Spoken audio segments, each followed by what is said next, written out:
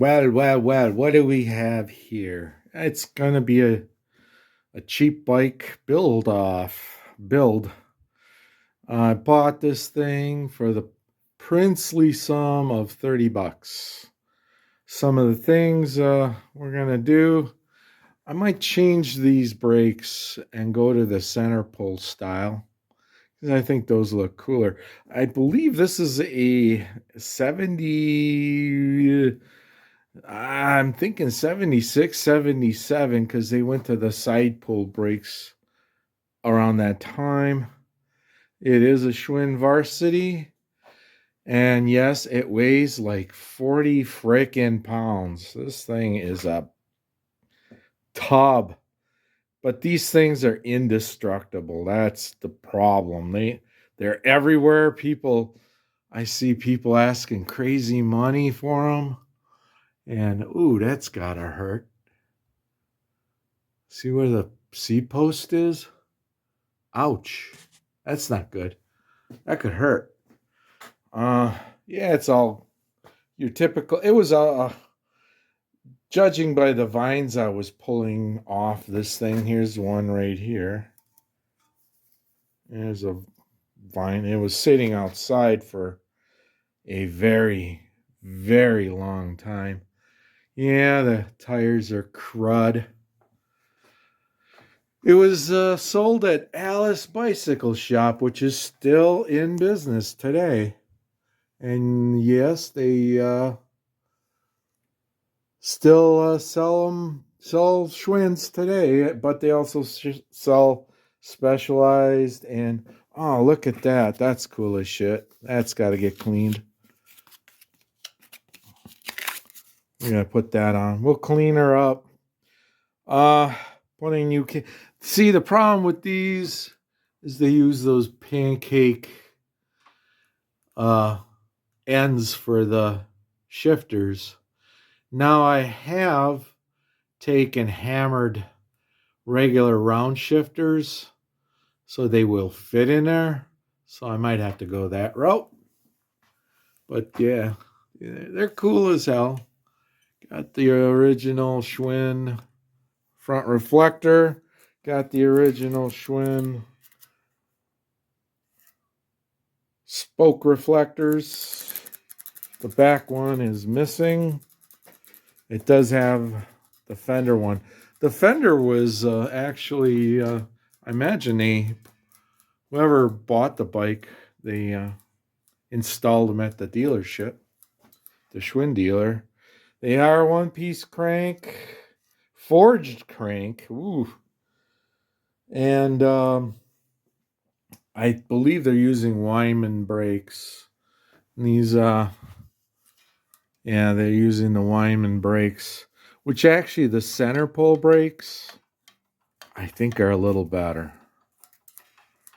I don't know. That's just my theory, but I think the center pull brakes are a little bit better. They tend to, especially on chrome rims, they tend to be better. Yeah, and then it's I'm not sure these are Schwinn approved, but I think they were made by Shimano. Shimano or Diacomp. Not Diacomp. Suntour. But yeah, I got some new old stock I might just stick on there instead of having to degunk that. And I got some new old stock front derailleurs that will work on that. But yeah, this summer I'm planning on putting together group rides for themed group rides. Schwinn, Varsity, Conti, Superior, Latour, what have you. And I think it would just be fun to do maybe a Wednesday or a Thursday evening bike ride, and then we ended at the beer garden. And oh, some of the other cool features is it did have a mile. That's for counting your miles. It's gone. And it does have a dynamo that I tested, and it actually works. And I think I have a lens for this. So, yeah, it's going to be a fun build. Yeah, the other thing I know, I don't know if it's a true fact or true, but the later Schwinns, the later 76 and on, had this tag further up the seat where before they were more around this area. But no, I love these bikes. These were this the these were the water transfer stickers that they put on the Varsities, and I'm not going to go through a full resto. I'm just going to do a sympathetic restoration. I'm not. I like to keep them. It's like a lot of the toy collectors is that they don't like restored toys. They want to see the patina as long as the toy isn't destroyed. Well, it's got the famous rat. I don't know how many scars I have from these rat traps slamming back on my shin. Damn, they hurt. Hey, when you slam back. When I was a kid in Oak Creek, Wisconsin, I was bombing on dirt trails with Varsities back in the day, and you go up a little gnarly hill and you try to shift it up to the easiest gear, and the bike would slip, and then you'd have you put a foot down, and then you would spin the opposite. Your left foot would push down, and then it would come smacking up, hitting you with this toothy bastard right there. And that freaking hurt. So I don't know how many scars I've had from. And then when I raced BMX, I liked the longer cranks, so I would get these longer cranks. I think they were 170 millimeter cranks, and then I put those on for BMX racing, and yeah, you get chewed up with that. Oh, that hurts so badly. All right, well, we'll move on with this build.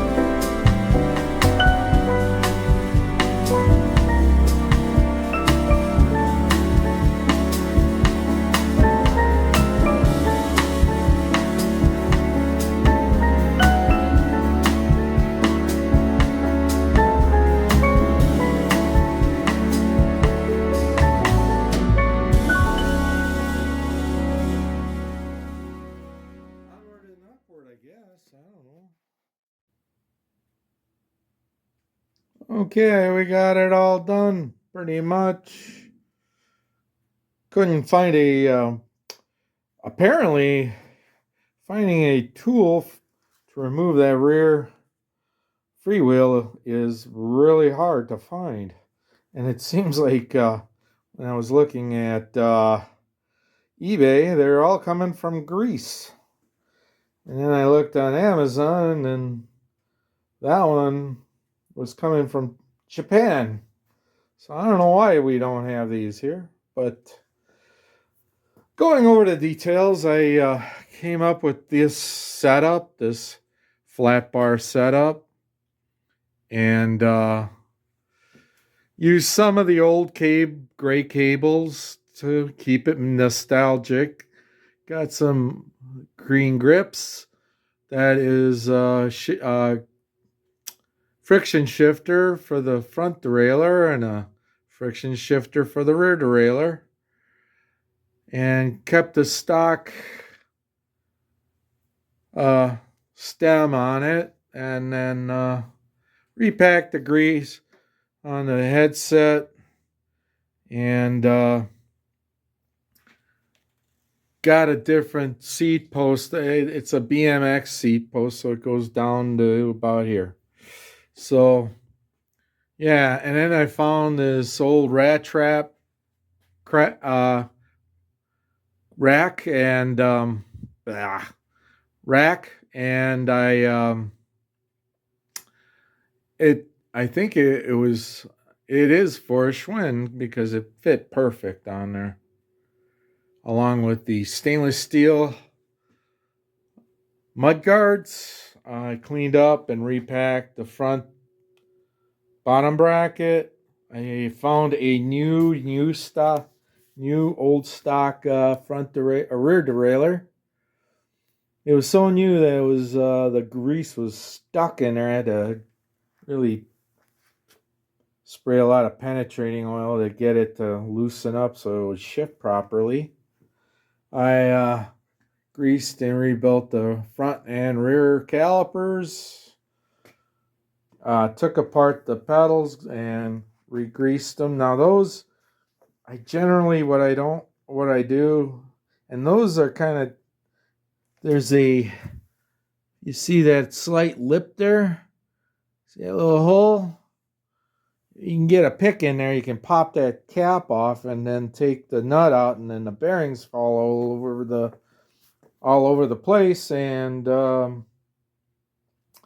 you can repack them. But what I use is just a heavy gear oil instead of grease, because grease will dry out and the pedals won't pedal that good. At any rate, they're good now, but they spin really good now. So that's all cool. And then I got I don't know, it's an old 80s 70s comfort seat that's not original. The other thing I noticed is that the rear wheel isn't original. It's a Sun rim, and it was a replacement rim because it's got a steel rear hub. It's not a high flange. It should be a high flange rear hub. It should be like that, but it ain't. I rebuilt the front derailleur, took it apart, cleaned it. It was full of gook, road gook and whatever. And now it shifts beautifully. And did a deep clean on the frame. Took everything off and took some Meguiar's and just buffed the paint. Came out really nice. Yeah, this day and age, to sit there and go get the frame sandblasted, then paint it just is way too much money. And I'm not going to go with that. So, yeah, this was a fun build. And I don't know, it's probably going to be, if I don't sell it, it'll probably be going my coffee shop bike. I'll cruise around the neighborhood with it.